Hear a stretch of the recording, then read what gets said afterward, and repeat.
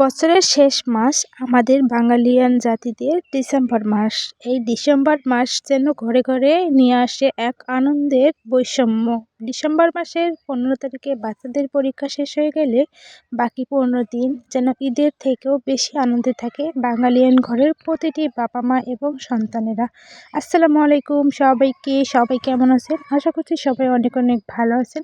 আলহামদুলিল্লাহ, আপনাদের দোয়া এবং ভালোবাসায় আমরা অনেক ভালো আছি। এই তো ভিডিওর শুরুতেই বলেছিলাম, ডিসেম্বর মাসে বাঙালিদের ঘরে এক অন্যরকম আনন্দ ছুটে আসে। বাচ্চাদের পরীক্ষা শেষ হয়ে যায়, অনেক আনন্দে শীতের গ্রামে বাড়িতে যাওয়া আর শীতের আনন্দে দিনগুলো কাটানোর মুহূর্ত তো অসাধারণ। যাই হোক, আমরাও তার থেকে কোনো ব্যতিক্রম না। অবশেষে আমরাও চলে যাচ্ছি গ্রামের বাড়িতে।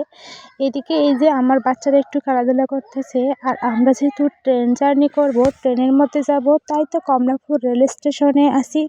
কমলাপুর রেল স্টেশনে এখানে আমাদের বাবুরা একটু খেলাধুলা করতেছিল, আর আমাদের ট্রেনটাও ছিল 8টার ট্রেন। এখন বলতেছে এটা আসবে রাত 11টায়। যাই হোক, অনেকটা টাইমের ডিফারেন্স ছিল। এদিকে বাচ্চারা খেলাধুলা করতে করতে টাইমটা আর কি হয়ে আসে ট্রেনের। তারপর এই যে প্ল্যাটফর্মে আমাদের ট্রেনটা দিয়ে দেয়। আস্তে আস্তে সবাই আমরা ট্রেনের দিকে যাচ্ছি, আর তারপর এই যে এখানে আমরা আমাদের বগিটা খুঁজে আমরা ট্রেনে উঠে বসি। কিছুক্ষণের মধ্যে ট্রেনটা ছেড়ে দিয়েছিল, আর আমরা খাওয়া দাওয়া করে একটু ঘুমিয়েছিলাম। তারপর ঘুম থেকে দিকে এই তো সকাল প্রায় 8টাই বেজে গিয়েছে, আর 8টার মধ্যে ট্রেনটা যেহেতু অনেক ঠান্ডা বাতাস, তাই সেই কারণে আর কেউ জানালা খুলছিল না। তাই জানালা থেকে একটু ভিডিও নেওয়ার চেষ্টা করছিলাম। তারপরও কেমন যেন অনেক অনেক কুয়াশা। ভাবলাম একটু দরজার কাছে গিয়ে ভিডিও করি। যেই কথা সেই কাজেই করেছি।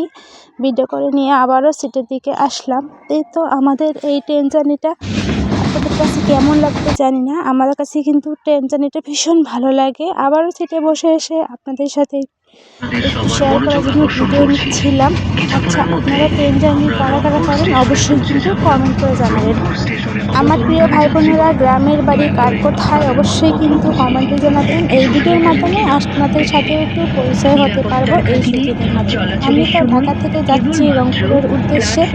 রংপুরে যেহেতু আমাদের গ্রামের বাসা, আর এই উদ্দেশ্যে যাচ্ছি। যাই হোক, অনেক কথাই তো বললাম আপনাদের সাথে। এখন হচ্ছে আমাদের ট্রেনটা থামবে রংপুর স্টেশনে। সেই ক্ষেত্রে আর কি আপনাদেরকে একটু হাই হাই দিয়ে বিদায় নিতে চাইছিলাম। তারপর আবার এই যে এখানে আমি একটু ভিডিও করি ভিডিওতে।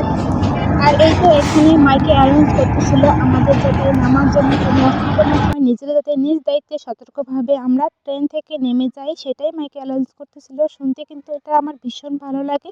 যাই হোক, অবশেষে আমরা ট্রেন থেকে নেমে পড়ি। আর এখানে আমার এই যে বিচ্ছু বাহিনী দুটো একটু ফটোশ্যুট করতেছিল তার বাবার সাথে। আর তারপর এই যে ট্রেনটাকেও আমরা বিদায় দিয়ে দিই।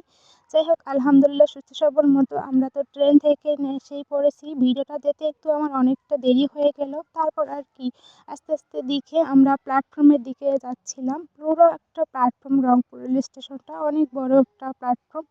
যাই হোক, অটো স্ট্যান্ডে গিয়ে আমরা এখন অটোতে নিব, আর অটোতে উঠেই কিন্তু আমরা বাড়ির উদ্দেশ্যে রওনা দেব। সব কিছু মিলিয়ে কিন্তু আলহামদুলিল্লাহ খুব ভালোভাবেই আমরা আসতে পেরেছি। ওই যে বললাম, ভিডিওটা আপনাদের সাথে একটু দিতে দেরি হয়ে গেল। আর এটা হচ্ছে আমাদের রংপুর শহরের শাপলা চত্বর। এখান থেকেই সব কিছু ভিড় হয়ে যায়। তো যাই হোক, এই জায়গাটা বাস্তবে কিন্তু অনেক সুন্দর।